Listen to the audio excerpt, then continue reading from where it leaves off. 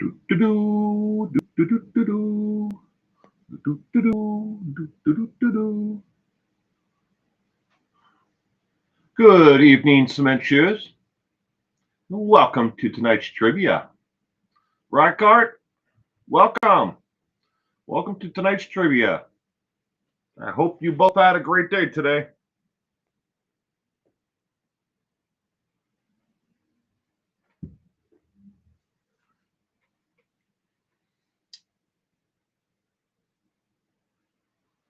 Lori, good evening. Welcome to tonight's trivia. I hope you had a great day today.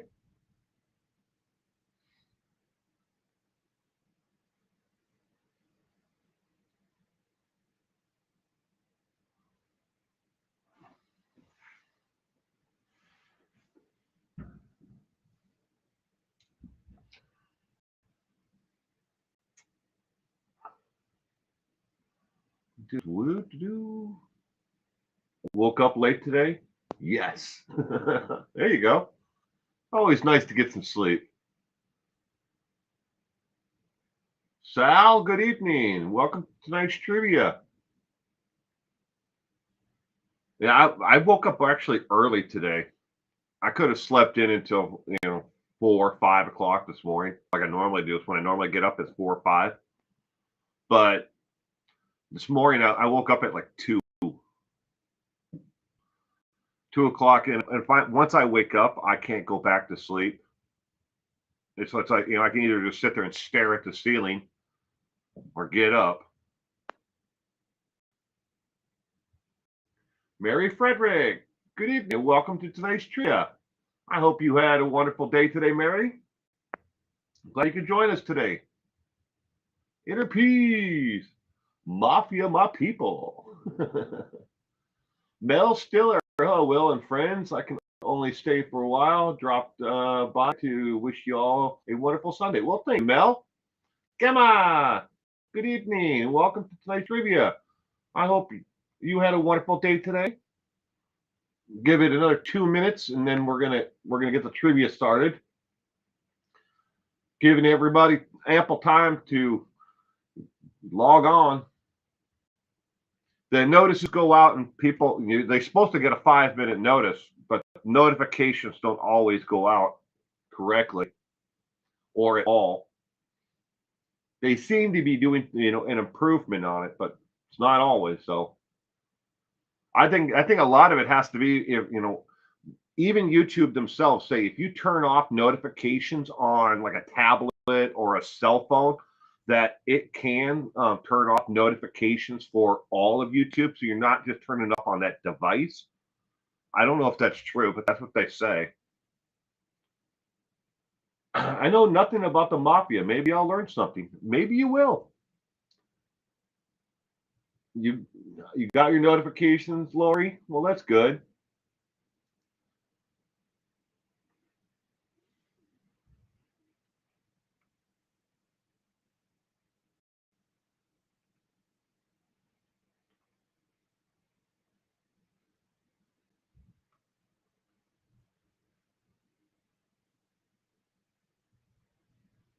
Dorothy Larkin, good evening, and welcome to tonight's trivia. Didn't mean to miss you. All the way from New Jersey. Wow. Welcome. I hope you had a wonderful day today. Thank you, Interpeas, for putting the link to Gemma's channel up. I appreciate that.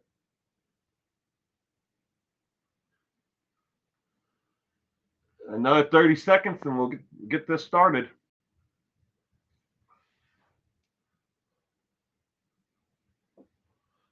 Gianna Marie is in the house, ladies and gentlemen. And good evening, Gianna Marie. I hope you had a wonderful day today. YouTube says a lot of things. You get your notifications just fine, Mr. YouTube. I'm in New Jersey, the home of the Mafia. Well, I can tell you this much: the family that I have were very connected. Nice way to put it. In Jersey, and they moved out to Vegas in the 40s, 50s. And well, let's just say that they were still connected there. That's the side of my family by marriage. I finally feel after nearly 10 years I can be myself. There you go. Well, I'm so happy this weekend that I cried. Well, I don't want you to cry, Gemma, but glad that you're happy. All right, let's get the Mafia trivia. I'll get myself to my little window here after I go through the first couple of these. Now, or I'll do it now. Probably best to do it now. There I am. Well, in this little window. All right. Mafia trivia tonight. Viewer discretion is strongly advised for all content that I release on this channel. None of the content that I make or release is geared towards anyone under the age of 18, and particularly those under the age of 13. If there's somebody under the age of 13 or 13 and under is accessing this, they either lied when they set up their YouTube account on the year that they were born, or they're using a parental account, and that is not my fault. Wherever you may be watching or streaming this from, viewer discretion is strongly advised, as always. Some of this content is not meant for all audiences. Basic rules of the trivia. We are playing only for fun. No one is better at this game than anyone else. And that's true. You could study the Mafia and you may not even know the 18 questions that we're going to go through tonight. Hateful or degrading remarks towards another person playing will not only get you, timed out, but it'll get you outright banned from this channel. I have a zero tolerance for anyone that makes degrading remarks or hateful comments towards another individual. There's a total of 18 questions. 16 of the questions are numbered and 2 bonus questions. The 2 bonus questions are always from me. The other 16 questions may come from another trivia source, like King Trivia. I use a lot of these questions from King Trivia, which is a pub trivia game system. These questions are not exploitative of victims or their families. This is for educational purposes only. Have fun, relax. You might learn something. Join in with your friends. And let's get this up there. Faithful alone. Good evening. Who else did I miss? Hey, Will. Where are you at, Interpeas? Oh, Interpeas is here somewhere. Oh, there's Interpeas. All right, question number 1. Mafia boss Vincent Gigante lived an interesting life. Before he became a ruthless mob boss, he had a normal life living within the law. What did he do for a living?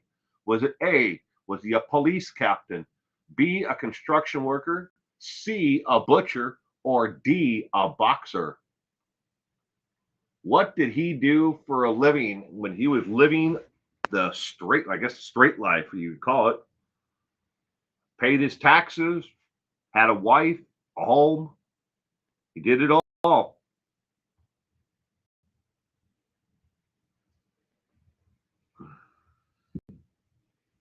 What did mob boss Vincent Gigante, I think that's how you pronounce it, Gigante?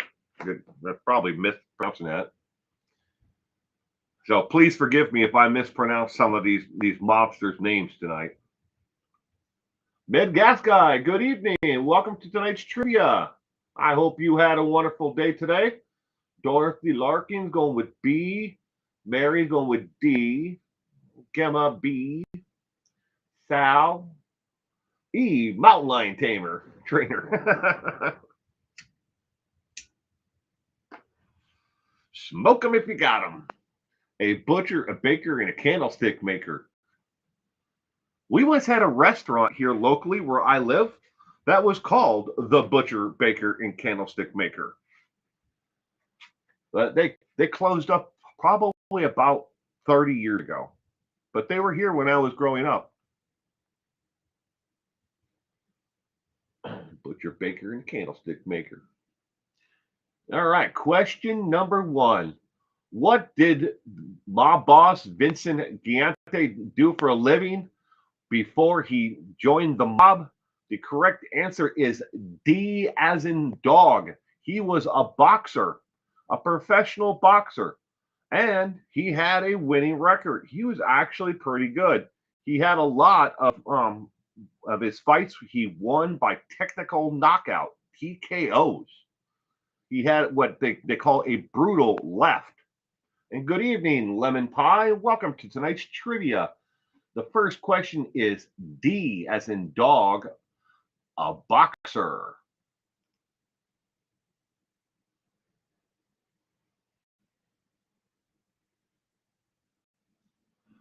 Oh, sorry. Question number 2. What year did Al Capone and his crew of killers commit the St. Valentine's Day murders?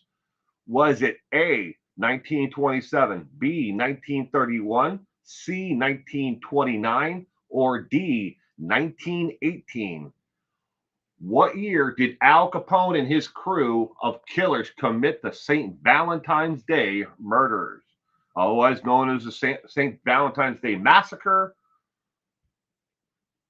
You can pick whichever way you want to say it, but historically it's known as the St. Valentine's Day murders.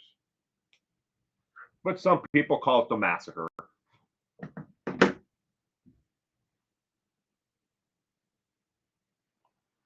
Smith Shoes is going with D, 118, 1918. The gas guy's going with B.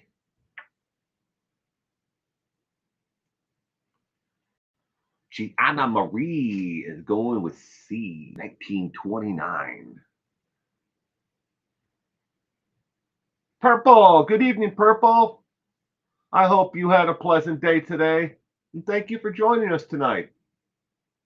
What year did Al Capone and his crew of killers commit the St. Valentine's Day murder, i.e. massacre? What year? Mary Fredericks going with B as well. What? Masquerade officer?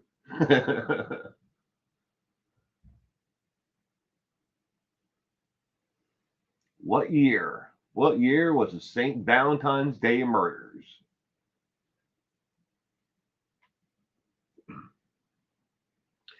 Question number 2.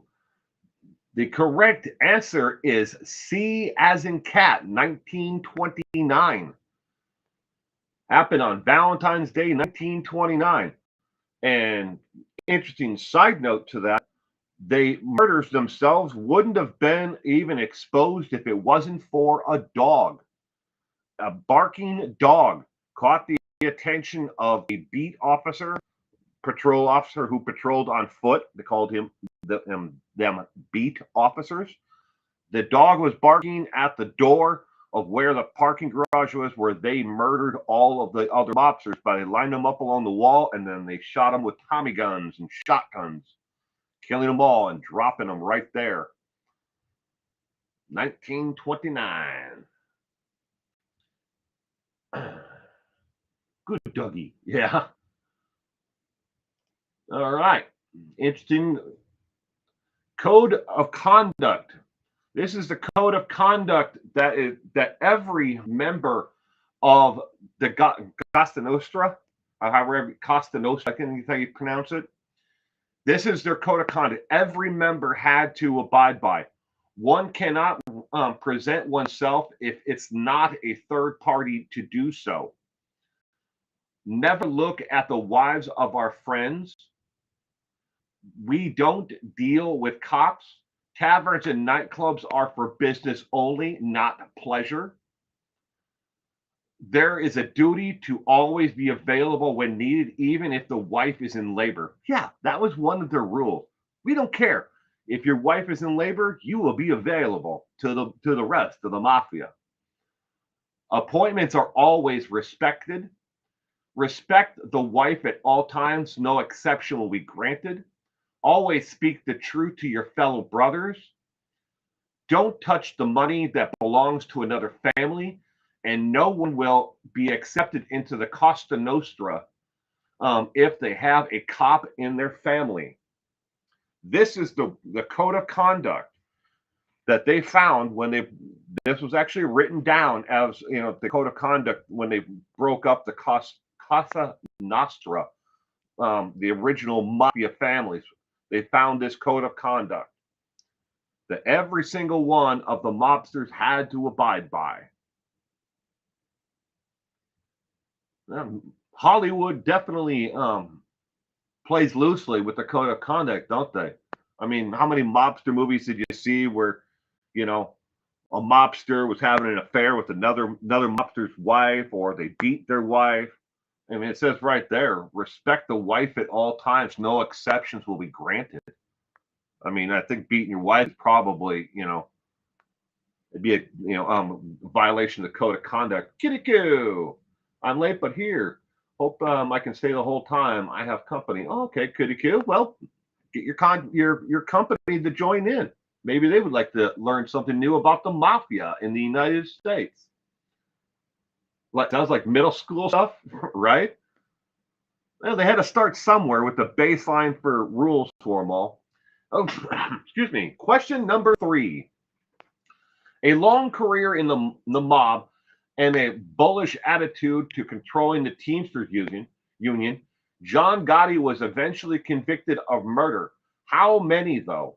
How many murders was John Gotti eventually convicted of?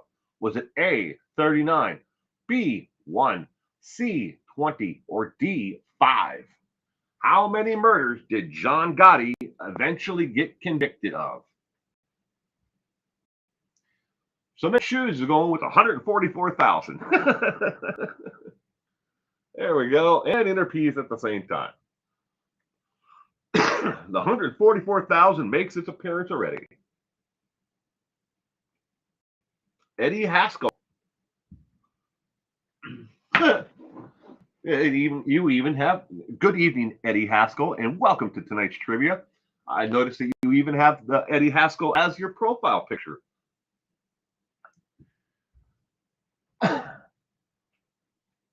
That's cool. But Gaskin would be question mark. Mary Frederick B, Kitty Q B.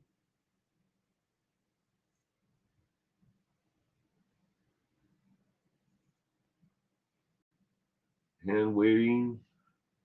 High five, says Inner Peas to Summit Shoes. Came up with the same 144,000 at the same time. That's an inside joke to Lori and Chad Daybell. In case you're wondering where the 144,000 comes from. They believed that they were here to lead those, on the other side to the, it's all a bunch of hogwash, what Chad and Lori believed in, but hey, to each their own. Didn't do my homework for this time. LOL. Well, maybe you'll learn something new tonight, Kitty Q. Purple's going with 5. Question number 3. How many murders was John Gotti eventually convicted of? The correct answer is D as in dog. 5 murders. Although the FBI knows that John Gotti ordered the murder of 48 men. 48 is what he ordered them to, his mobsters to kill and get rid of, but he was only convicted of 5 murders. 5. I love those last names of Capone, Gotti, mobsters. Yep. Question number 4. It was not unheard of for a mob boss to be connected to organized crime back in the motherland of Italy. Which American mob boss was considered to be the right-hand man of Benito Mussolini?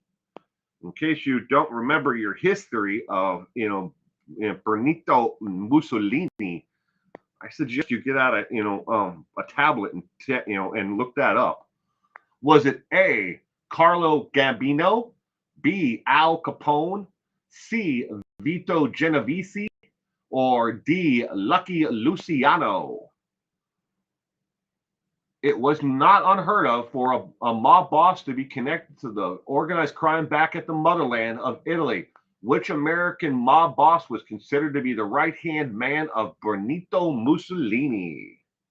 Benito, not Berto. Benito. Eddie Haskell is going with C. So is Sal Medgasky, Dorothy, and Mary. C seems to be a popular one. Mel's going with D. E. Joe Pesci.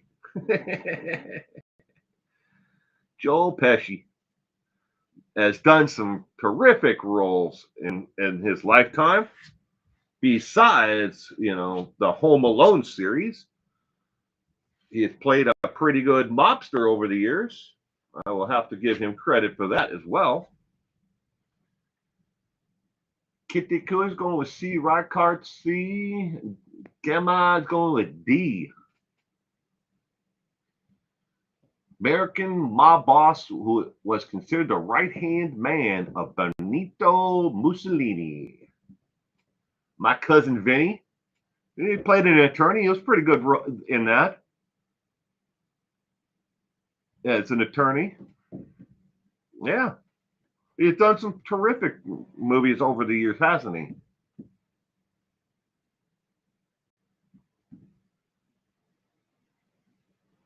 All right, question number 4. The correct answer, ladies and gentlemen, to this question is D as in dog. Lucky Luciano. Lucky Luciano actually helped Benito Mussolini in several ways, not only as smuggling items into Italy.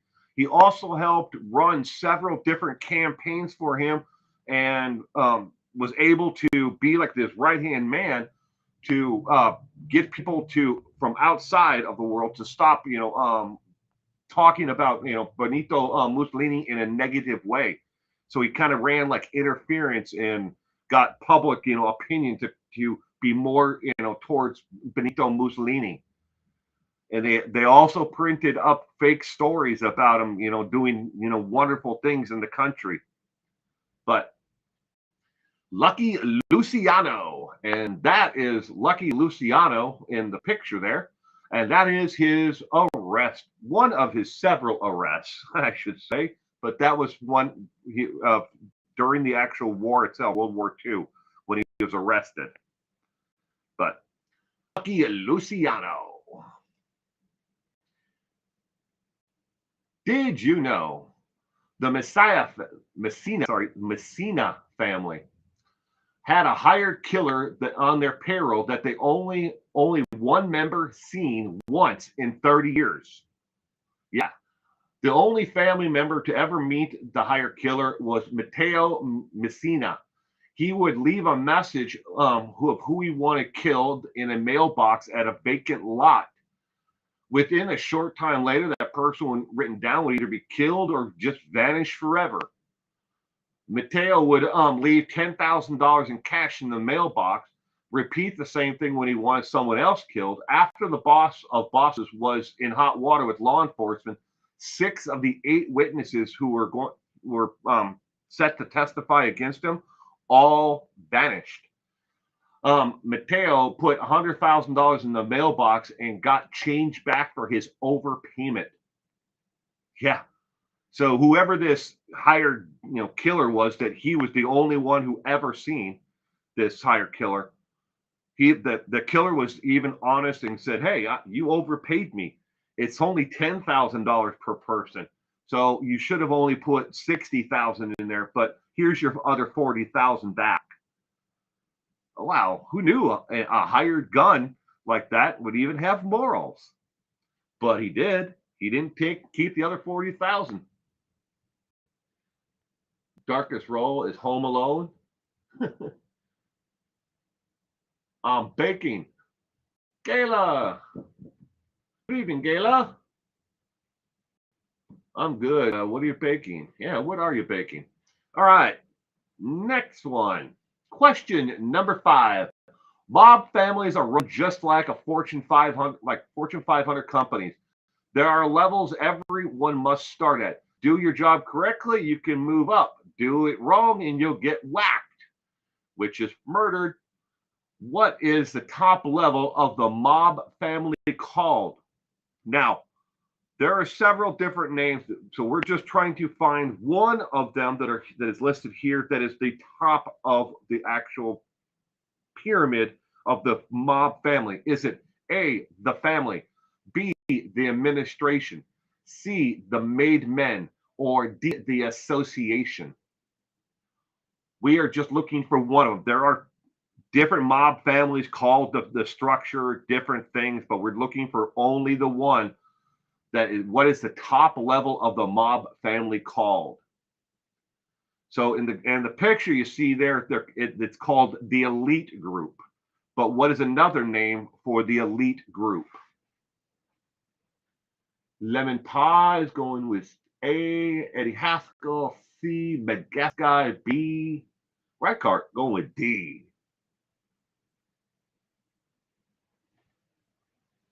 Now, underneath the picture you see there, in case it's too small for you, there's the elite group, and underneath them are the working support group and the security group, and then below them is the working unit, is the bottom tier of the family structure in this example.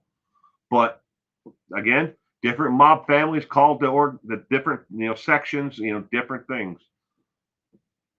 Could be B, C, or D, though. Could be. The Jersey Shore. Picking on the Jersey Shore. Multi-level marketing, right? It is a pyramid. And just like MLMs, and pyramid schemes, the only people who really get rich are at the top. I'm trying B.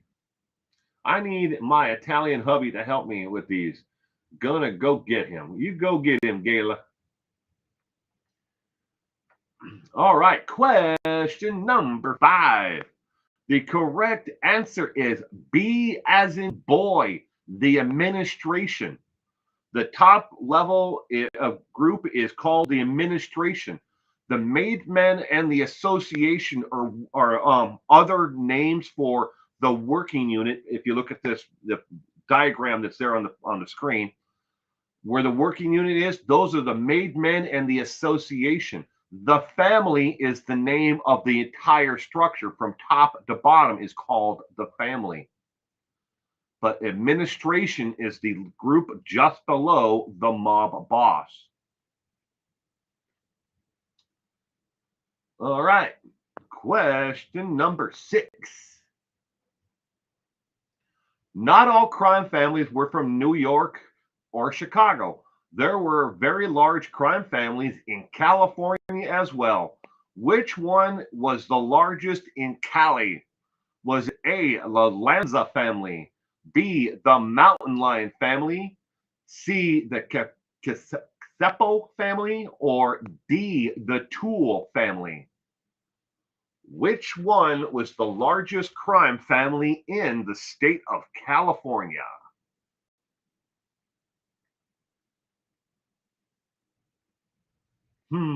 Says Reichardt. Unfortunately, I learned about MLMs from Shannon. Yeah, but multi-level marketing schemes like that, NRPs, have been around for as long as people have been, shopping. And we had stores. Even when the first stores were, put together, there were people who were, who convinced others, hey, buy these extra, buckets, and you buy them all, and then you can mark them up and sell them. They started pyramid schemes even back then. Tupperware is a pyramid scheme. It's an MLM. Mary Kay is a pyramid scheme. Shannon just happened to be pushing vitamin juices and patches.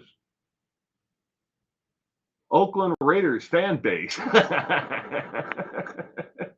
Oh, that's good. It's good, Medgaff guy. The Oakland Raiders. Don't they look like a bunch of thugs, right? They're all dressed like battle warriors and stuff like that. Now that was interesting about the NFL though. A lot of those guys used to have real spikes, metal spikes and stuff on their outfits, their costumes and stuff that they used to wear in the stand. But now they have to make them out of soft, bendable plastic because of new rules in the NFL. Mr. Denson's family, says Gala.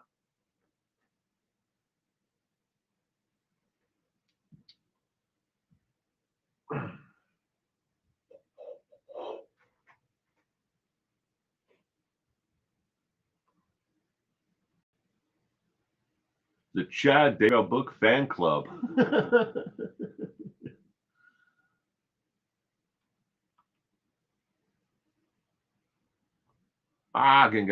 Glad I got another one right, and I have to go. Bye for now, my dear friends. Well, you have a great night, Mel, if you're still here. Sorry I missed your message there. Eddie Haskell's going with C.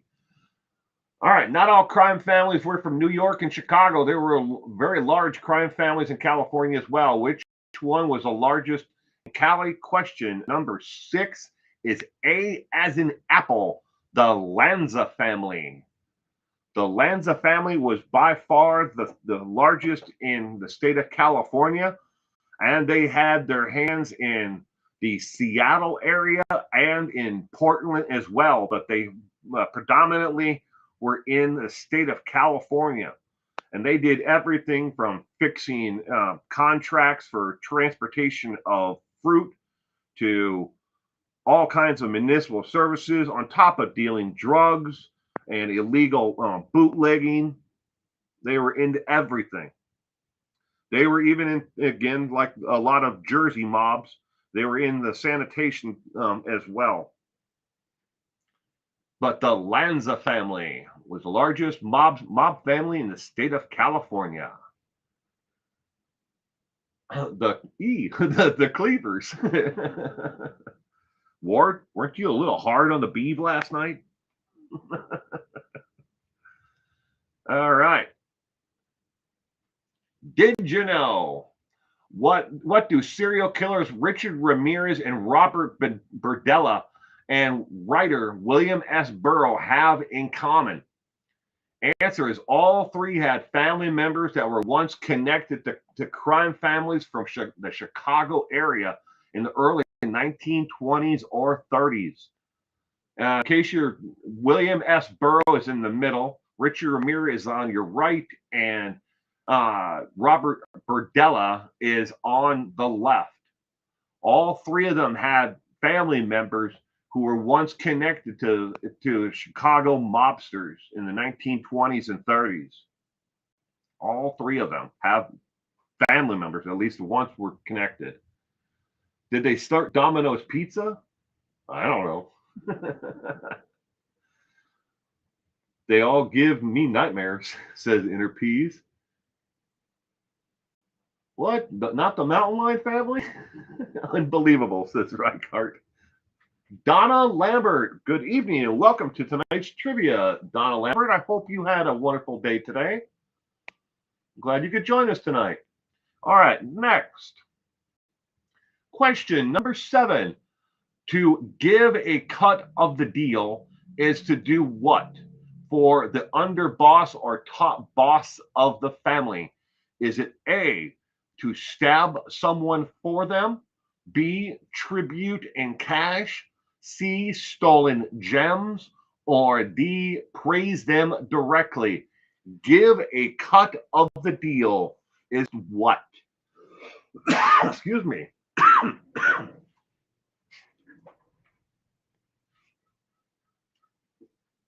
So Shoes is going with B. Lemon Pie is going with B as well. Give a cut of the deal. Ooh, B. Eddie Haskell's going with B as well. Mary, B. Purple B. B seems to be a popular. E. Let them have a slice of pizza, please. They're hungry. Reichardt B. Get the cleavers involved.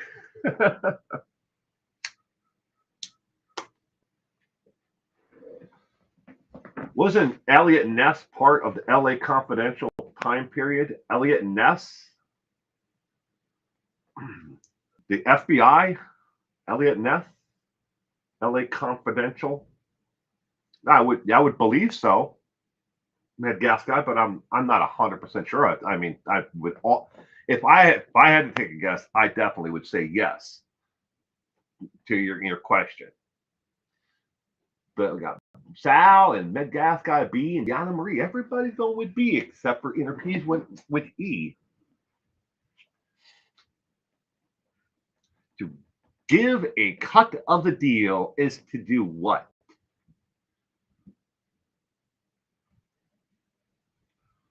Question number 7. The correct answer to question 7 is, matter of fact, B as in boy. To give tribute and cash to the boss or underboss. Cut them in on your illegal dealings. Give them a cut of the deal. Is to give them tribute and cash. So B is correct. All right. Number 8. A ruthless crime underboss who didn't care about his own crew of mobsters, Carmine Galante, was known to be a hot trigger. Eventually, like so many others, he was killed over a false rumor. What family was he with? Was it A, the Luciano family, B, the Toole family, C, the Bonanno family, or D, the Gotti family? A ruthless crime underboss who didn't care about his own crew of mobsters, Carmine Galante, was known to be a hot trigger. Eventually, like so many others, he was killed over a false rumor. What family was he with? Question number 8.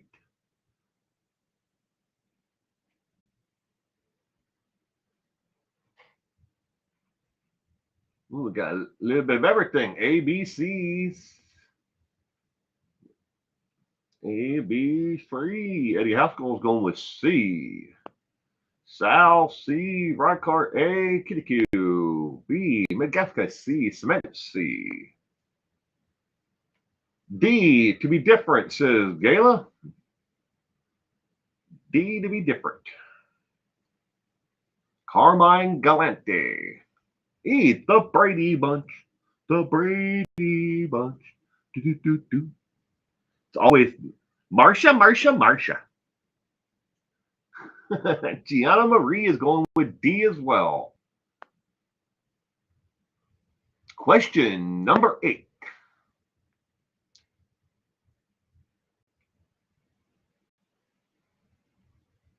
All right, the correct answer to question 8 is C as in cat. The Bonanno family. Bonanno, I think is how you pronounce it. Bonanno is the correct answer. He was gunned down in a hail of bullets. I think he was actually hit in bullets that would have probably killed him. I think he was hit like 11 times total. But I'm not entirely sure on the total number, but it was quite a bit at close range. But he was gunned down. All right, question 8 is over with. Ladies and gentlemen, it is our normal 6-minute break. Go get something to drink, something to eat, bake some cookies, whatever you need to do for the next 6 minutes. We will be back here in 6 minutes. Do whatever you do. Just watch out for mountain lions while you do it. The Addams Family. Da-da-da-dun. Da-da-da-dun. Da-da-da-dun. Da-da-da-dun. Da-da-da-dun. The Addams Family. Doo-doo. Break time. Yeah, bake me some cookies. Bake some cookies, eat the cookie dough raw, whatever you need to do. You do you. Steph F, just in time for break. Hey, everybody. Good evening, Steph, and welcome to tonight's trivia. I hope you had a wonderful day today.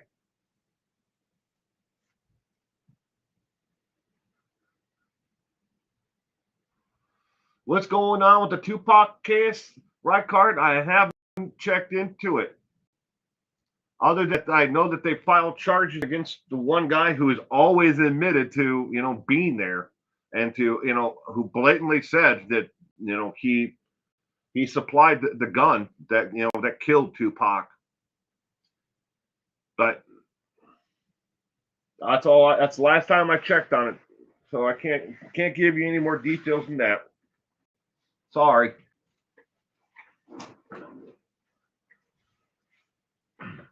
We can get some right. The Partridge Family. Danny Bonabucci. How do you pronounce his last name? Danny Bonabucci, something like that, from the Partridge Family. I used to watch that when I was a kid. The Partridge Family. That groovy bus that they all went around doing, from gig to gig in. And then they drive like a station wagon or something like that too. I would never forget you. LOL.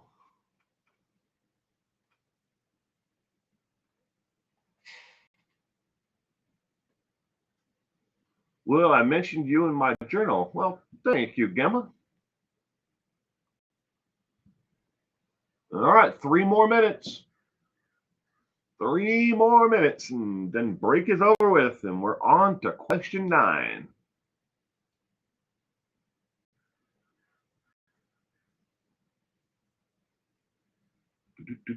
Oh, hi, Juicy Jules. Welcome, Juicy Jules. Welcome to tonight's trivia. We have a break here for another 2 minutes, 30 seconds. 2 minutes and 30 seconds, and then the break is over with.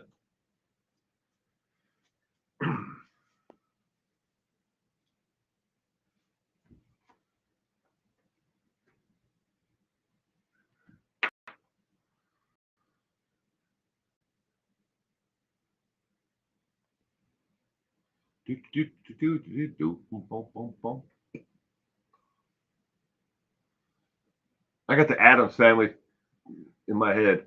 2 minutes left. 2 minutes, and then break is over with. Hurry back if you can hear my voice. Less than 2 minutes left. Tonight's energy is brought to you by Red Bull. Not a paid product placement. Drinking sugar-free Red Bull tonight.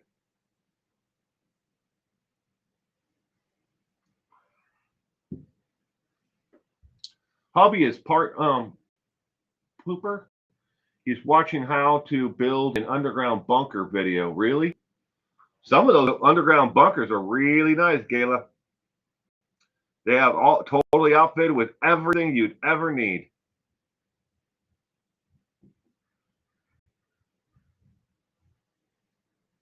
I watched a thing on Modern Marvels or something like that, or one of those shows on the History Channel about underground bunkers. They have like everything from kitchens and showers, depending on how big of one you buy. Then they've come a long ways from just storm shelters. Juicy Jewel, 1931. We have approximately right now, we have 30 seconds left. He'd have to build it under our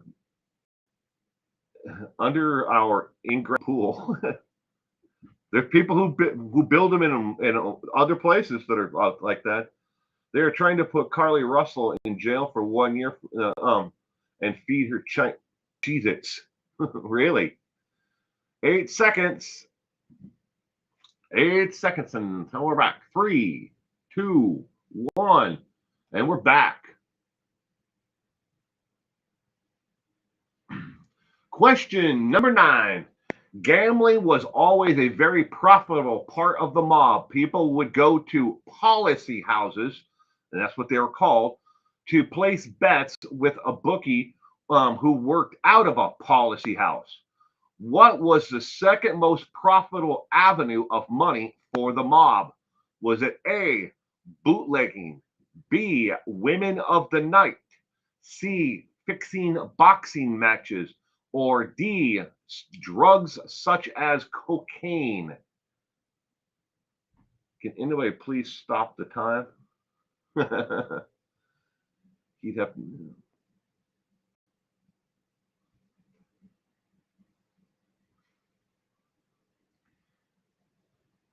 Gambling was always very profitable part for the mob.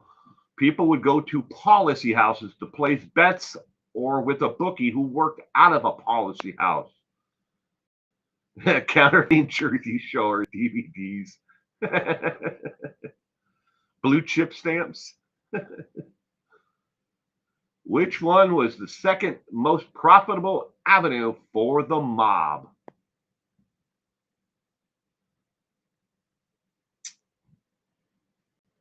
Eddie Haskell's going with B, women of the night.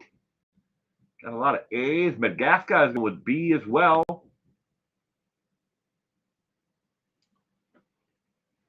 Food City value cards. Amway. Another pyramid scheme. Amway. Forgot all about Amway. They some really, regardless of if Amway's a scam or not, a pyramid scheme, they make some damn good cleaners. Gala is going with D, drugs such as cocaine. Gianna Marine, D, Tupperware. Tupperware is definitely a pyramid, scheme, MLM. But I'll be damned does that not last forever. I got a whole bunch of 1970s, Tupperware in my house. It still works better than anything you can buy off the shelf or in the stores today. Timeshares. Question number 9. The correct answer is A as in apple. Bootlegging was always the second most profitable avenue for the mob. Gambling, bootlegging, and prostitution would be 3, or women of the night would be the third avenue of most profitable for the mob. Amway has good cleaners and makeup line. Avon makes that Skin So Soft. And here's a tip for you guys. If you guys don't know this, Skin So Soft, it's like a lotion you put on your hands and stuff like that, or your heels or whatever. People use it for different parts of their bodies. But anyways, it works as an excellent bug repellent. Skin So Soft. Put a couple, a little bit of it around the doorway or windows of your house.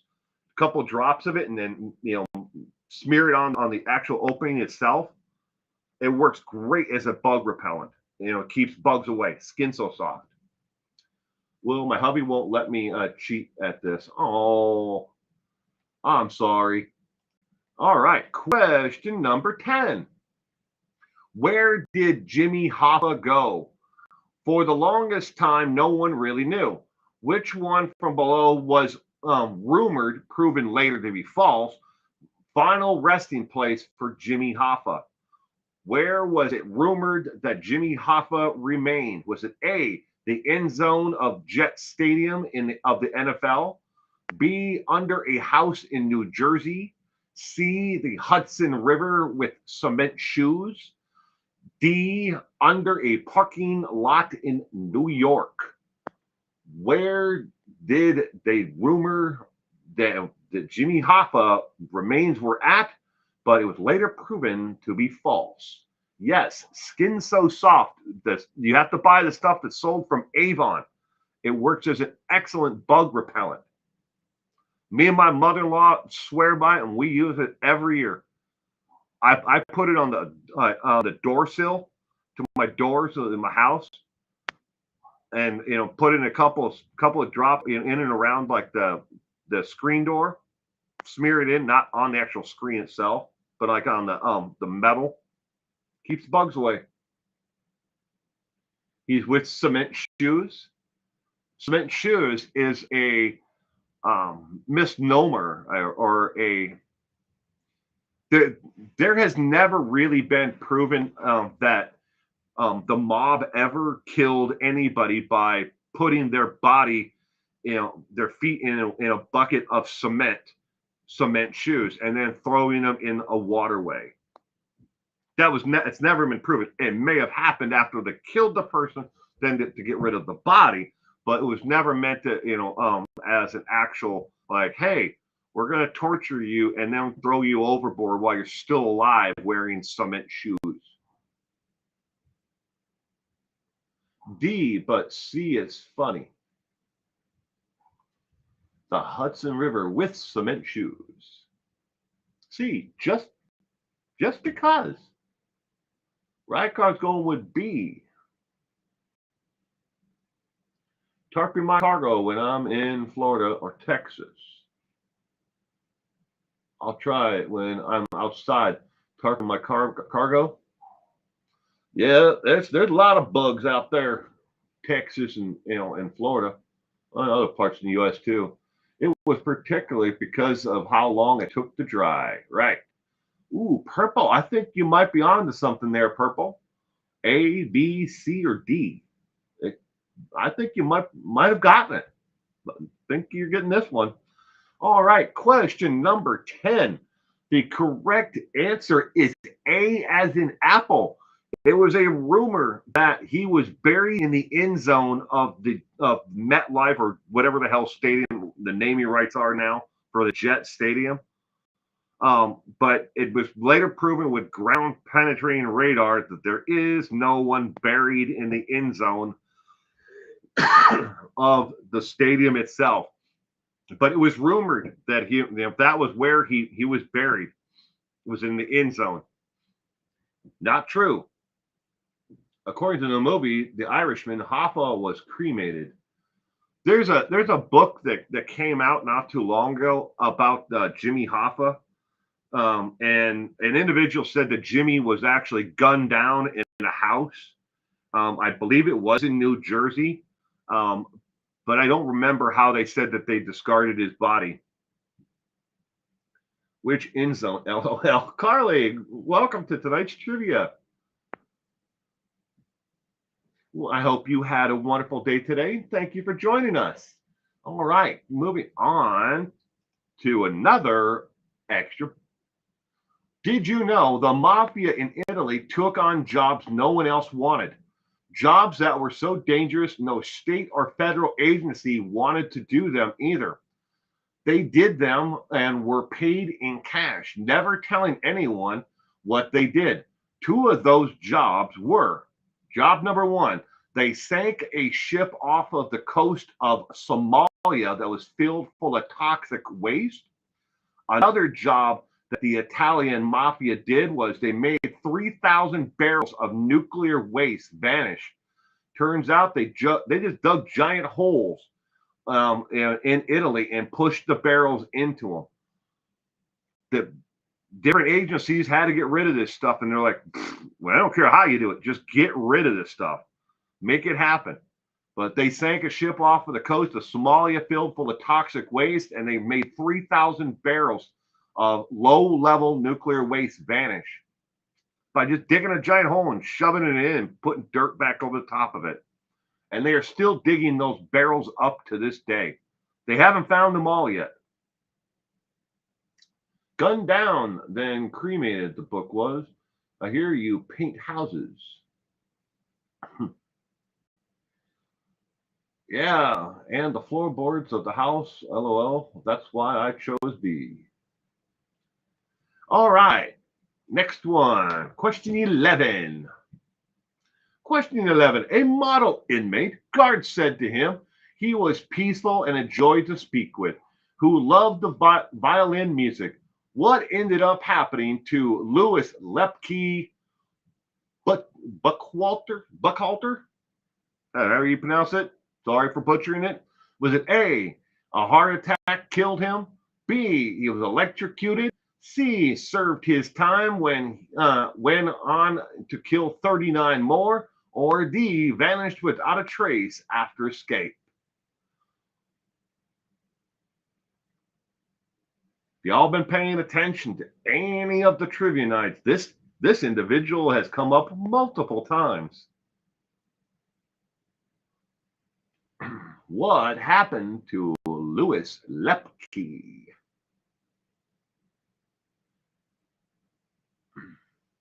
A handsome man from the 1920s or whenever that photo was taken. I didn't write down what year it was for question 11 when that photo was taken.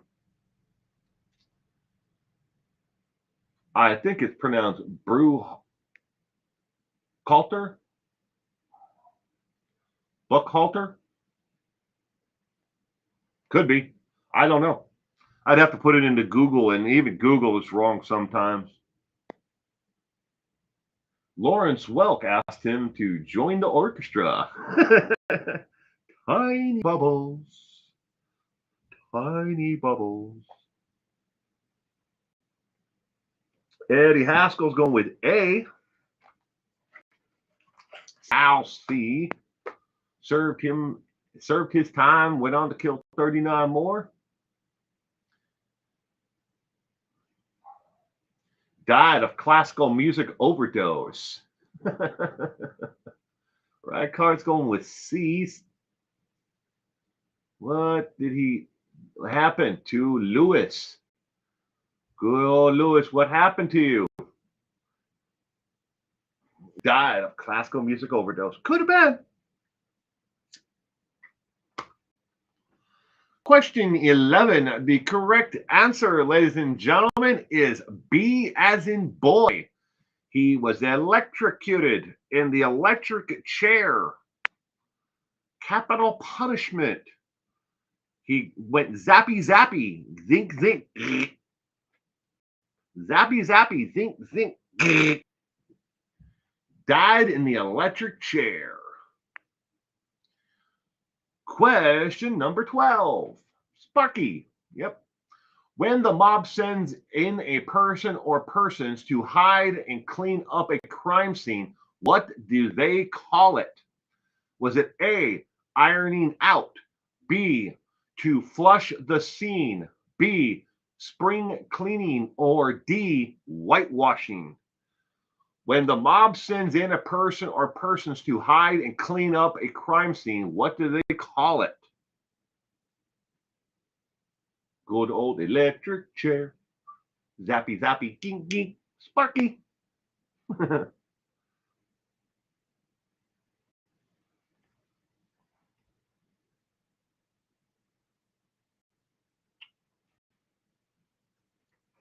What do they call it?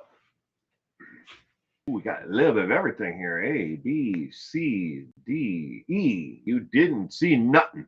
You didn't see nothing. Or as Schultz from Hogan's Hero would say, I know nothing.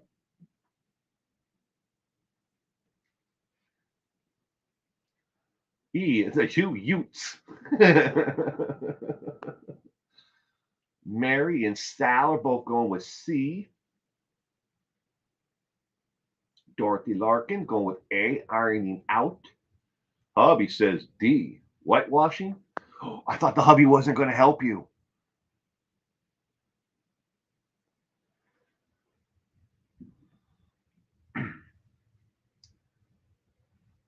Question number 12. When the mob sends in a person or persons to hide and clean up a crime scene, what is it called? Ladies and gentlemen, question 12. The correct answer is C as in cat. They called it a spring cleaning. A spring cleaning. Whitewashing is to cover up something either politically or to cover up something in another manner. But that'd be a whitewashing. But spring cleaning is what the mob called it. To flush the scene was to go in and actually clear the area by gunfire. Ironing out is to actually smooth over or make amends with another crime family. Ironing out is what they called that. But spring cleaning is what they called it if they sent someone or persons in to clean up a crime scene and hide it. Doing shorts and getting irritated? Uh-oh. Oh, no. I'm sorry, Gayla. All right. Next, did you know? Did you know we have all read stories about Al Capone running soup kitchens during the Great Depression to help feed men, women, and children? But did you know Al Capone also paid men to sweep streets, collect trash, and nurses to tend to veterans? This was war veterans in the hospital. He even convinced other crime families in the Chicago area to help cover these salaries, as the city was broke and couldn't pay them. Very humanitarian of good old Al. During the Great Depression, ran soup kitchens and fed people, and he paid for them to others to sweep the streets, collect the trash, and he paid for nurses to take care of veterans. So there was a good side to good old Al. A lot bad, but there was some good. Next one, 13. The Bonanno crime family is still very much alive and well, just like a few other crime families. Nowadays, they are a lot more selective who they let in, and they work to hide their crimes better. Thank you, FBI. What is their main income now? The Bonanno family. Is it A, fixing sporting events, B, waste management, C, illegal alcohol sales, legal sales, or D, illegal alcohol sales? Start asking my doggy for help with the answers. What a thing. Got to rewatch, get some more wrong. LOL. Thank you, Will, and mods in chat. Got to rewatch? Well, you have a good one, Kitty. We will see you later. Yeah, the mattresses. Ooh, hope they don't remove the tags off those mattresses. Fantasy football. The Bonanno crime family is very much alive. So is the Genovese family, if you want to know of another one that is still around. But both the families are still out there. They never arrested or did away with all of them. But now they hide their crimes a lot more thanks to the FBI, and they don't let anybody into their families. You marry into the family, there's no becoming a made man or anything else. Italian restaurants. That's a good one, Medgaff guy. Italian restaurants. That's their new thing. The Bonanno crime family is very much still alive. What are they into now for their source of income? Question number 13. In case you're wondering, the last member of the Bonanno family was convicted in 1990. That's how long it's been since the FBI or anybody has been able to infiltrate their family and arrest any of them on their crooked crimes that they've been doing. Jersey Shore reruns. All right, question number 13. The correct answer is B as in boy. They are into waste management along with fixing contracts. They put people on, they get people on the payroll for contracts for construction or whatever, and they skim off the top. But it's still a crime. But the FBI has not been able to infiltrate them since because, well, the FBI and a lot of others are now paying more attention to other crime families, particularly those who came from the former Soviet bloc countries and the Mexican, crime families that are operating inside the United States. The Italian mob, the Costa Nostra crime families, the original crime families, they're a fraction of what they used to be. They've stripped all their power, incarcerated them all, or the older members have all died off. All right, cool. Next one, question 14. If you ever find yourself in Las Vegas, Nevada, stop by the old Flamingo Hotel, where you can visit a memorial to this day in 2023 for this well-known mobster. Who is he? A. John Gotti. B. Joseph Joey Toole. C. Lucky Luciano. Or D. Bugsy Siegel. So are they going brokerage now? They're, I don't know, brokerage. Are they in brokerage houses? I don't know. But they're in waste management and fixing contracts. Eddie Haskell's going with D. E. Interpees, it says E. John Wayne. It does look a little bit like John Wayne, doesn't it? Stop by the old Flamingo Hotel where you can visit a memorial to this very day. And in case you're wondering, the Flamingo Hotel, the actual hotel itself there in Las Vegas, every single day they place fresh flowers at the site of this memorial to this individual. Every single day, fresh flowers are laid at the memorial by the hotel itself, and they pay for them. Wayne Newton. Med Gas Guy's going with C. Kayla D. Gianna Marie is going with D as well. Question number 14. Who is this man?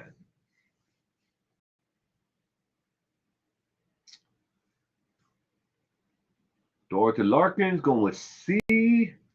All right, question number 14. The correct answer is D as in dog. Bugsy Siegel. Bugsy Siegel, one of the original mobsters of Las Vegas, Nevada. You can stop by the Flamingo Hotel, and there's a plaque there you can see, and it's a memorial to Bugsy Siegel. The Flamingo Hotel still cares for the actual memorial, and they place fresh flowers at it every single day. Just took my mom to see Wayne recently. Did you? Wayne Newton. I've never had the pleasure to see Wayne Newton. My grandmother used to work at the Circus in the ticket department for shows, not just for the Circus, but she sold tickets for all of the different shows up and down the main strip. But she's since passed away. She lived in McLaughlin though.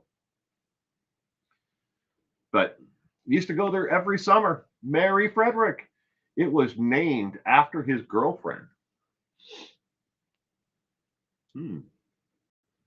Just took a long to see one. Got one correct. Gayla, you got one correct, huh? All right, question. Oh, bonus. Did you know? As part of Black Sox scandal of 1919, that is to fix the World Series in baseball, 8 members of the Black Sox team received a lifetime ban from baseball. Many admitted their role in fixing the game for the mob. However, one player, Shoeless Joe Jackson, never admitted to it, and they never proved that he took a dime. He was the only player on either team to hit better, steal more bases, yet he will never be inducted into the Hall of Fame, even though he would have qualified for the Hall of Fame by 1934. The Shoeless Joe Jackson and the Black Sox scandal of 1919 to fix the World Series. It's a shame because he was the only player that hit above his average and did everything he could to win, and they never could prove that he took a dime, and basically became the fall guy for the entire thing, and deserves to be in the Hall of Fame, but he received a lifetime ban, and along with the others. But did you know? All right, next question 15. Al Capone suffered for no reason from syphilis, only because the U.S. government refused to allow treatment. After release from prison, when his mind was shot, what medication helped prolong his life? Was it A, penicillin, B, Valium, C, cocaine, or D, mountain lions meth from the Ozarks? Al Capone suffered for no reason from syphilis only because the U.S. government refused to allow treatment. After release from prison, when his mind was shot, what medication helped prolong his life? Wayne Newton, backup singer, sang, "Love Me is a many a splendored thing to me at civil court during my working days." Wow, that's cool. There was a movie about that. Mary's going with A, Lemon Pie A, Dorothy's going with B.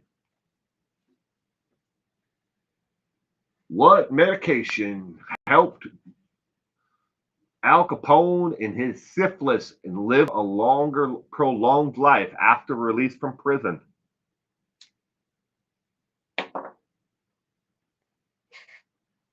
Eddie Haskell's going with C, cocaine.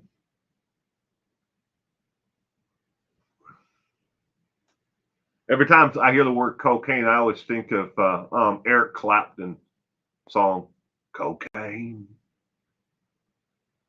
Mountain Lion meth from Salida, Colorado.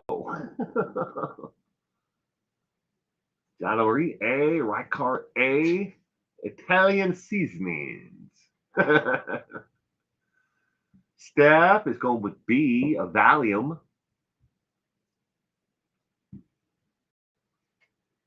Al Capone.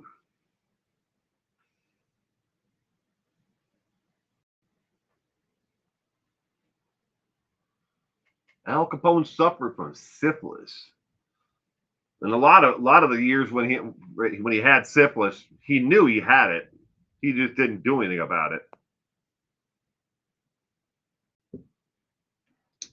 Jayla's going with A, cocaine. Question number 15. Because he was high, because he was high, because he was high. Cocaine. The correct answer to question 15 is A as in apple, penicillin. Penicillin. They didn't need to make him suffer, but they wanted to. So they didn't give him the penicillin all the time. He got it sometimes in prison, but not all the time. But they needlessly made him suffer. All right. Bonus question number 16, 15, 16. I was 15, 16. I can count.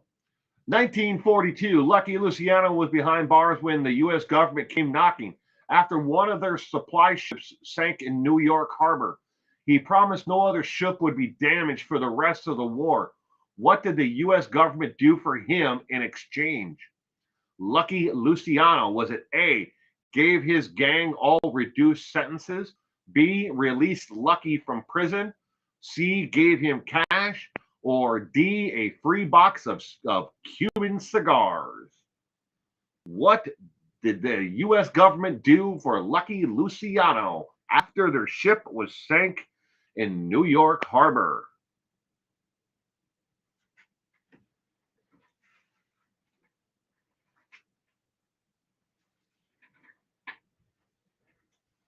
Because he was high. And Haskell's going with B. Lemon pie, C.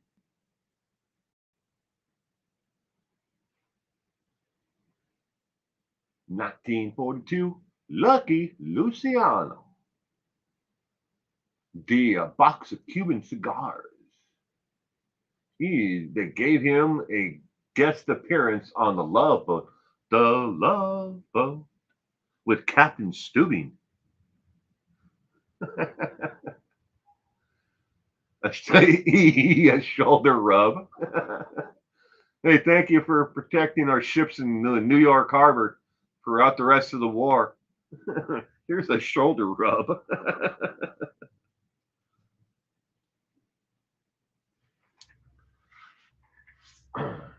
Stats going with A. Gianna Marie, B. Dorothy, D.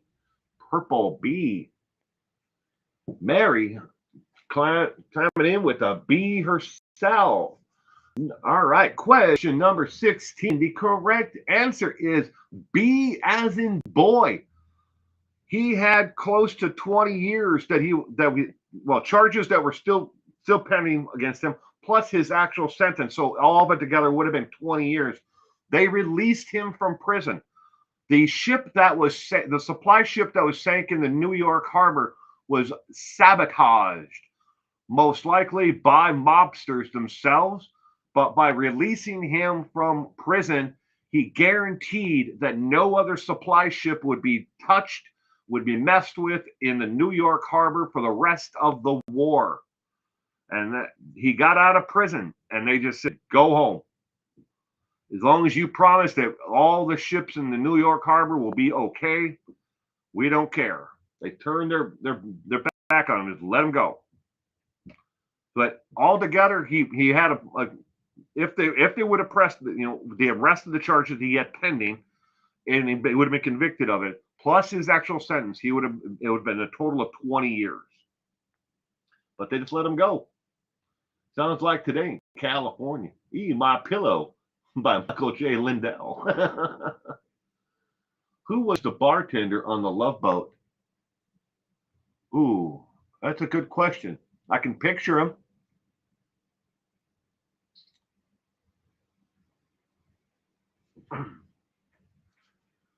All right, bonus question now. Or not actually? Did you know Al Capone, at the highest earning point of his criminal life, earned in today's money what would be around 1.3 to 1.8 billion dollars a year. They could never convict him of murder, but they got him on tax evasion. He died darn near penniless and with only a couple of wise guys and made men by his side. Near the end of his life, he was still too hot for most Mafia members to be seen with. 11 private funerals were held behind closed doors when Al Capone died. Only a small handful of people went to his actual services, though. But all the other mob families out there and those who respected him, they held private ceremonies behind closed doors. And even in Florida, he was connected everywhere, up and down the East Coast of the United States. Al Capone was well respected. Isaac, Gavin McLeod. There you go. I knew someone would remember it. Isaac was the name of the character on the Love Boat. The other one I missed. I used to watch Love Boat, and then right after that, I used to watch Fantasy Island with Tattoo. They're playing. Was that Ricardo Montalban? Wasn't it? I just remember Tattoo. They're playing. I just can't spell it. Oh, that was the captain, Gavin McLeod. Oh, Gavin McLeod was, yeah. What was Gavin McLeod on besides the Love Boat? They're playing. All right. Now we're going to get on to the bonus questions. I keep on trying to bring up the bonus questions anyways. Vincent Galeanti, a.k.a. The Chin, didn't want to go to prison. What did he do for the next 30 years, twice a day, regardless of weather, so the feds wouldn't try him for his crime? And it worked until 1997.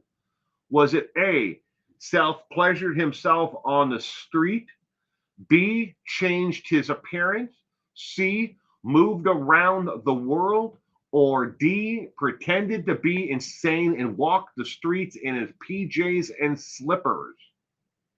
The Mary Tyler Moore Show. He was on the Mary Tyler Moore Show too? Oh yeah. You're right. Thank you. I knew there was another one that he was on. Vincent Giganti, aka The Chin, didn't want to go to prison. What did he do for the next 30 years, twice a day, regardless of the weather?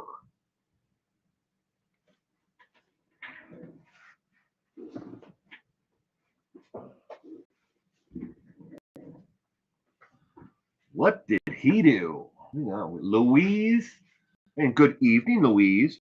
Welcome to tonight's trivia. I hope you had a pleasant weekend. D, Eddie Haskell's going with D, Sal B, Mary B, Gianna A, and Steph D. Self-pleasured while moving around the world. He brushed and flossed. That's a good one, Interpeace. He brushed and flossed twice a day, regardless of the weather. Right card's going with B. McGascott, B as well.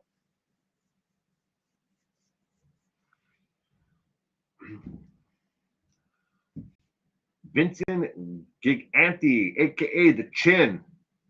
What did he do for the next 30 years so they wouldn't prosecute him for his crime? Ladies and gentlemen, the correct answer to the bonus question number 1 is D as in dog. He acted like he was insane. And he would walk around in pajamas and a bathrobe with slippers, snow on the ground, regardless. Twice a day he went for a walk in a bathrobe, pajamas, and slippers, and acted like he was insane. And in 1997, they got tired of it, and they didn't want to prosecute him because they thought that nobody would actually convict him. If they did, he was going to get off on insanity. So he acted. In 1997, they caught him going to a men's social club that he would always, attend. But on this particular day in 1997, they watched him play backgammon and other games through the window of the establishment. But it was like this social club that he went to every day. But they were able to finally, convict him of his crimes. But he feigned insanity. And Vincent Gigante, aka the Chin, died in prison. But they finally were able to convict him, and the jury and everybody saw right through it. He was acting like he was insane. People go grocery shopping dressed like that today. They do, and I saw some of them today. I was at Walmart today, and I saw a lady in a white bathrobe that looked like it came from a hotel. It had like some kind of like floral leaf design, like stitched into it, like like a circle, and there was like a letter in the middle of it. I think it might have been like an H for like Hilton or something. But yeah, they most certainly do. All right, bonus question number 2. First time a plant or bush or tree has ever been the subject of question. After law enforcement cracked down on the drug trade, women of the night, and other ways for the mob to make money, what did they do next? Was it A, start selling bonsai plants? B, start controlling the olive oil trade? C, start controlling reforestation efforts? Or D, start controlling the sale and import of ugly trees? What did the mob do next? After the government cracked down on the drug trade, prostitution, what did they do next for money? They go to school like that too. I haven't seen people go to school like that. I got a lot of teenagers. They walk past my house in the morning, and then after school, because the bus picks them up just outside of the entranceway to the estates here. B. Lot of B's there.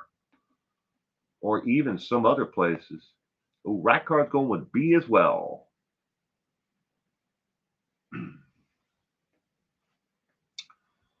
For the first time, a plant or a bush or a tree has ever been the subject of a question.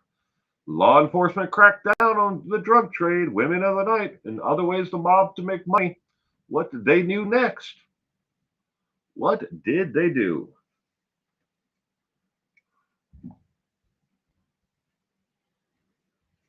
I am all out of Red Bull.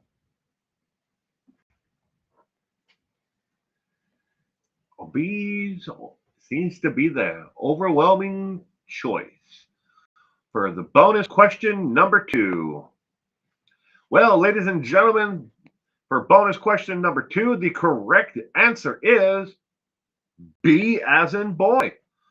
They started fixing the olive oil trade, and those who were actually able to grow olive trees themselves.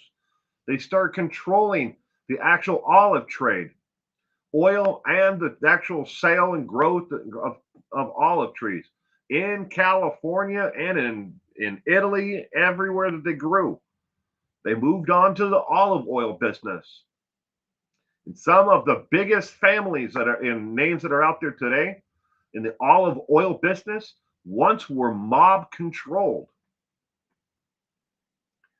Yeah, one of my students told me he was interested in a girl. I suggested he get dressed in the morning. Take donations for climate change. All right. So, how did you do tonight on the trivia questions? This is completely optional. You do not have to give yourself a letter grade. Some people like to do it, some people don't. Did you get 14 to 18 correct? Getting better all the time. 8 to 13 could have done better. C, 3 to 7 was tricked by a mountain lion. D, 1 or 2 correct. Kidnapped by a man in a Yugo. Or E, don't judge me. Mountain lion expert here. Give yourself a letter grade is completely optional, like I said. We are only playing for fun and entertainment. Lemon Pie got an A. Well, congratulations, Lemon Pie. All right. Of the 18 questions that I put together tonight, I knew exactly 7 of the 18. Just slightly less than 50%. So I would have only gotten, C on this if I give myself a letter grade on it. Mary Frederick, 83%. There you go. C, of course, in Salida, Colorado.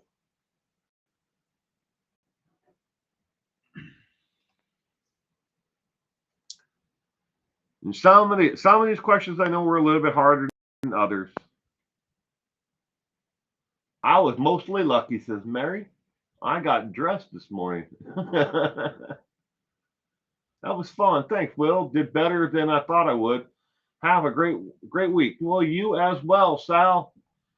Don't forget, ladies and gentlemen, every Monday morning before 10 a.m., I post a trivia question on the YouTube community tab. So you go to my page and you look in the middle, you'll find a community, click on it, and I post a trivia question. Now, not only will it tells you, it's a trivia question, but it tells you exactly what the trivia next Sunday is going to be about. So Mafia was tonight. So I have a lot of people ask me, well, what's next one going to be about? Got to check on Monday for the trivia question that I post. Very interesting. Learned a lot. Well, thanks. That's good. Eddie Haskell, always fun. Good. I've seen people show up at job interviews wearing shorts, tank tops, and flip-flops. Yeah, there are some people out there, Gala, that are completely clueless. That this is probably going back 30 years ago or more now. But I used to be the sous chef at a restaurant that was attached to a hotel, but they were owned completely different. One was owned by one company, and the hotel was owned by another one. But we were tasked by the chef, who was a complete loser and was stealing all the money he could and product out of that place as fast as he could. He tasked us to find a new dishwasher, and me and my friend, another coworker, who worked there, we decided, you know what we're going to do? We're going to find the most effed up application we can, and we're gonna hire that individual regardless. We call them in. It doesn't matter what they look like, what they're doing. Even if they show up 3 hours late, we're gonna hire them. We're gonna find the most effed up application we could because we're trying to get back at the at the chef. So we found this application for somebody who was applying for a dish wish, not dishwasher, dish wish. And the application looked like it was written out in some kind of pen that closely resembled what a crayon would be. So like there were really thin lines and then they would go wider, and so maybe it was like a Sharpie marker or something that they filled out the application with. But we said, all right, this person, we're going to call them for an interview, and we're going to hire this person before they even get here. So we took the application down to the HR department and had them, process all the paperwork to get this person, you had a queue card that you had to queue in.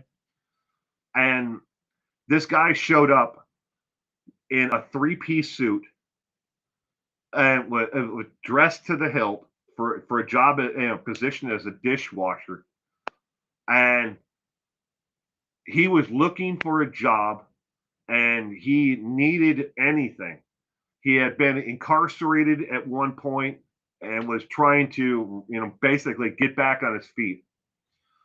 That man was there for almost 20 years after that and had made employee of the year like 6 times. He wasn't just a dishwasher. He worked his way up from dishwasher, prep cook to a line cook, in the place. But he had been there for like 20 years and made employee of the year like 6 times. We tried to get back at the chef, but it backfired on us. But speaking of people, showing up, in flip flops and tank tops and shorts and stuff like that for a job interview, oh, believe me, I've seen it all over the years. I've interviewed people for positions that where you would definitely come in slacks and a dress shirt, or a really nice blouse or a dress or something for to a job application, to an interview. Look like they just rolled out of bed. Their hair's all messed up. Their clothes are all wrinkled. If they remember to even button up their shirt, so they have a t-shirt on and a dress shirt, just open but not buttoned. It's like, where do you think you're going? Do you think that to hire you the way you look now? It's sad that they are really good people that just never taught certain things. Yeah, that's true. Show up for a job and you're wearing shorts, slacks, tank top, flip flops. I've never seen. I don't think I've ever seen anybody show up in flip flops. That's a lot of tennis shoes, but there might have been some flip flops over the years. I once worked for Country Harvest, King's Table buffet restaurants, and I was a manager in training there for just a brief period of time before I shifted to another position within the company. But I've seen people, some really weird people show up wearing the most bizarre things. So I saw a guy show up wearing a top hat to an interview for a bus boy position at Country Harvest.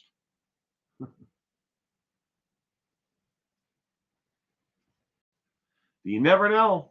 Sometimes judging people wrong. Maybe it was just a simple mistake on that guy's job application. He meant dishwasher, but he wrote dish wish, and we're like, that's the guy. That's the one we're hiring. That backfired on us. What an inspirational story about a guy who had been incarcerated for 20 years and worked himself up from dishwasher to prep. He would. It turned out that it was the complete opposite, right, Carter, of what we thought he was going to be.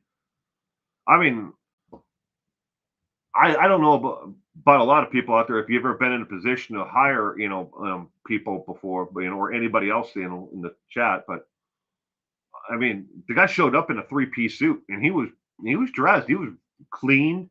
He was red. His hair was well done. Everything about him was tip top. He came with a cover letter, resume, everything. It's like, oh man, we'd already hired this guy.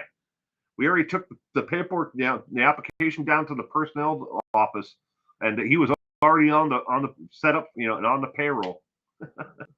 That backfired. Turned out to be a great employee. He was just looking for somebody to give him a chance.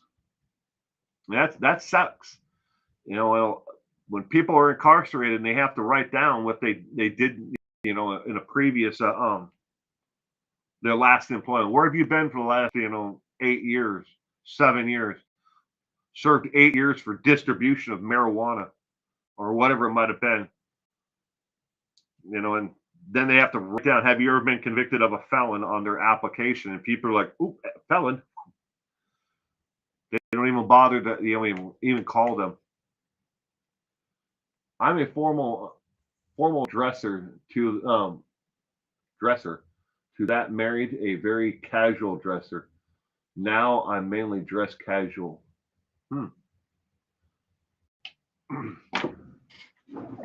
Now, before I got into this, I worked in an office in a cubicle. I've got an entire closet full of dress shirts, ties, slacks, suits. It's what I had to wear to work. But now, this is what I wear. Some people like it, some people don't. Some people say I should be more professional. I don't think what I'm wearing is any makes my content any less appreciated or trusted. My wife was dresser wise. She worked in the hospital for 23 years in the lab, so she had to wear scrubs. So that was how she dressed. And then when she was at home, she always used to wear these what do you call them, like a sundress. That's still what she wears today when she's just relaxing around the house. But she's never been into formal wear. I mean, I think once a year we used to have to go to like the company banquet. And it was about the only time that she ever got really dressed up.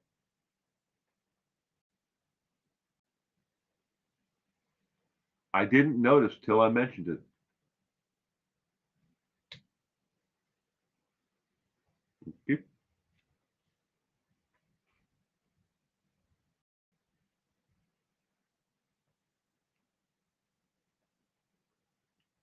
Well, ladies and gentlemen, I'm going to wrap up tonight's trivia. I wish everyone a safe and happy week ahead. And don't forget to check the community tab, on YouTube here underneath. Go to my channel, right in the middle of the screen. It will say community, videos, shorts, and everything else. But you scroll down, even on your phone, you can find the community tab right there on the middle. But I post a trivia question for next week. Give you a heads up on it every Monday before 10 a.m. It could be 9 a.m. It could be 9:30, but it's always before 10 a.m. that I post it in case you want to be one of the first ones to answer the question. I wore uniforms, and you would get written up if you violated any of the rules of them. I understand that, especially in law enforcement, in corrections. Yeah, you would definitely have to wear a uniform. I've got some law enforcement shirts. I got from my father-in-law, Multnomah County Sheriff's Department. That was the last place he worked in law enforcement. Was a parole officer for Multnomah County. But anyways, everyone, have a great week ahead and stay safe out there. And thank you everyone again for being here with us for another fun trivia night. I can't wait to see you all again. Stay safe out there. Bye.